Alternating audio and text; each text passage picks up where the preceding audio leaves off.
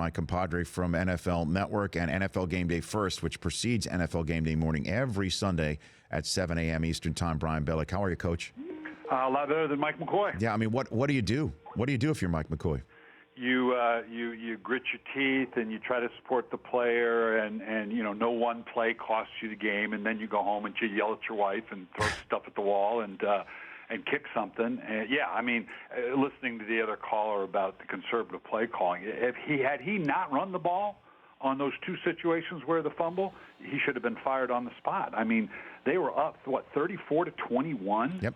And we've all been there, and it's one of those things where, it's like handing off a 3rd and 20 draw, because you don't want to take the chance of the turnover, and you're saying, I'm going to punt, I'm going to change field position, and you fumble. It's like, what have I deserved in a former life for this to happen? The football gods are just after me right now. And Rex Ryan's from your coaching tree, Coach Billick, and he goes into New England and comes up with a remarkable win, a shutout win when everybody thought he's on the hot seat, might have lost control of the team after losing to the Jets, fires his offensive coordinator.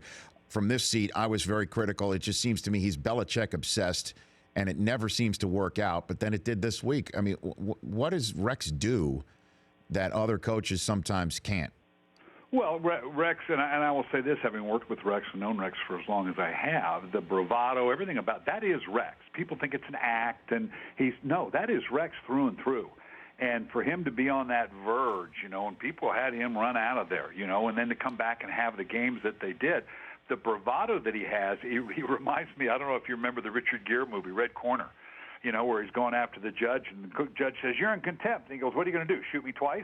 That's where Rex was. It was, what are you going to do, fire me twice? I'm going to do it my way. I'm going to have the bravado. He was back to the, Belichick and that whole thing. It was back to the Rex that we all know and love. Now, and was the first one to say, now this was a Brady-less New England Patriot team, so let's slow down here a little bit. But you know what? They were on the schedule at this time, and Brady wasn't allowed to play, so be it. So it was a brilliant defensive performance. You got to also give them credit, but not necessarily dynamic. They did what they had to do offensively. It looked like the game they played last year at this time, where I'm talking about the Bills, who ran for 160 yards, and Tyrod Taylor had 3 touchdowns. He also had 3 interceptions.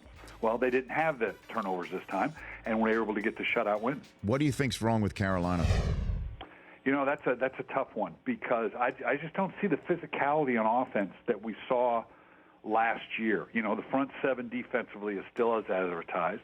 The changes, losing Josh Norman, the back end, we thought they could absorb it because of the nature of who they are and the way they play defense. But, it's not, every year it's a new year, and they just don't seem to have that same rhythm. They don't have the same physicality on offense, and part of it due to the injury with Jonathan Stewart and whatever, and Cam's getting hit pretty good. But they just don't seem as physical on offense. Last year, we got to remember just how physically dominating they were on offense in terms of coming at you. And let's give the other guys credit. Matt Ryan and Julio Jones were absolutely brilliant. And now they have a short week. Arizona does, coming another 1-3 team. They're hurt. They're banged up. Their quarterback's in concussion protocol. They're on a short week. At least, Carolina's got a full complement of week. The Panthers coming into this coming up week.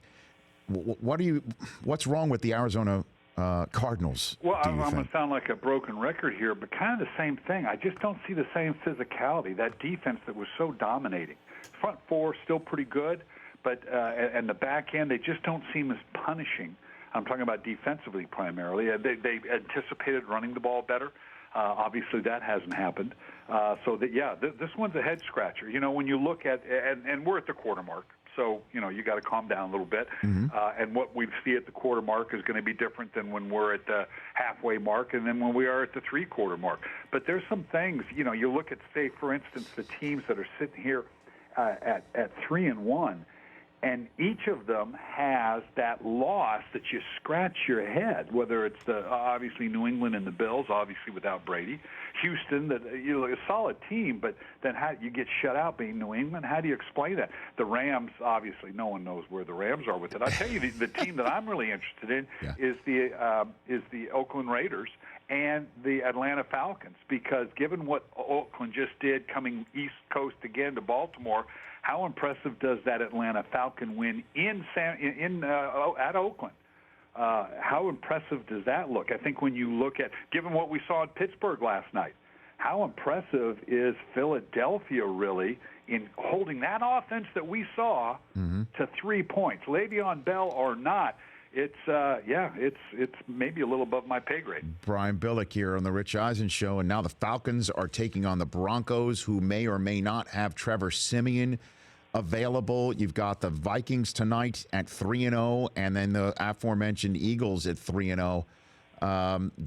If you had to choose which of those undefeated teams has the best chance at making the Super Bowl, who would you choose? And I know I'm asking that one of them is a defending champ, but obviously that quarterback situation, they might be starting Paxton Lynch in his first career start against Dwight Freeney and the rest of that defense that appears to be improved for Atlanta. You know, I made the point during the week, and we talked about on game day first on this Sunday, that when you looked at the 3-0 teams coming into the weekend, without a real stretch, each of those teams could have been, I won't say 0-3, but at least 1-2. Because of the way they had played, and the Baltimore Ravens, a perfect example, in the tight games that they've been playing. You know, all these teams were right on that razor's edge.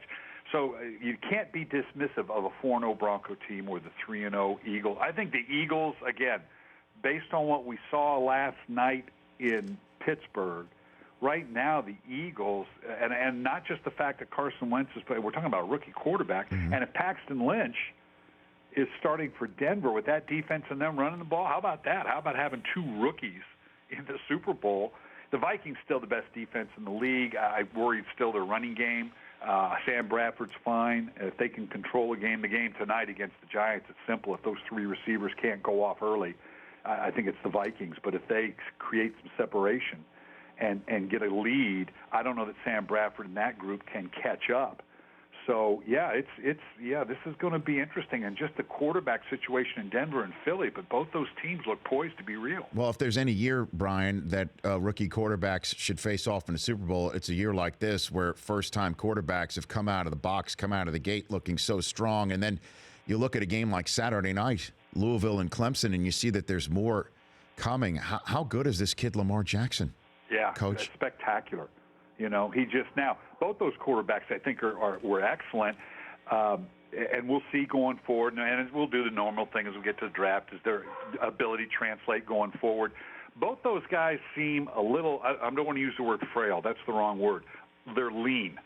They're going to have to bulk up a little bit to survive in the NFL, regardless of their style of play. They both seem to have great skills.